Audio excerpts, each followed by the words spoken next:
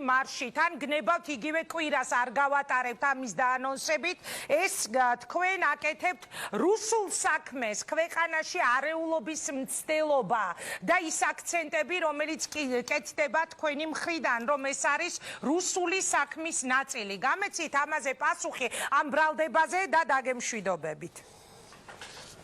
აი აქ მიმდევს წმინდა წიგნი, ახალი აღთქმა, მასზე ხელს ვდებ და ფიცა ვარ ჩემი შვილების, ჩემი ოჯახის და ჩემი სამშობლოს წინაშე, რომ არანაირი კავშირი ჩვენ რუსეთთან არ აქვს.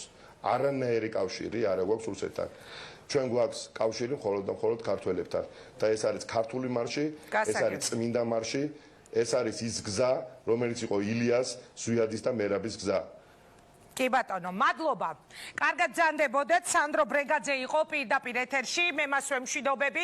ევროპული საქართველო, როგორც გითხარით, ანონსებს კვირას საგანგებო აქციას აღმაშენებელზე და მათი მერობის კანდიდატი ელენე ხოშტარია იყო პირველი, რომელმაც ეს განცხადება გააკეთა. სანდრო ბრეგაძემ თქვენ ნახეთ, რომ წმინდა წიგნზე დაიფიცა, რომ მას არანაირი კავშირი არ აქვს და მათ რუსეთთან. გადავდივართ თამარ ჩერგოლეიშვილთან, ტაბულას ხელმძღვანელი ჟურნალისტი არის ხაზზე. მადლობა თამარ, რომ იღებთ გადაცემაში მონაწილეობას.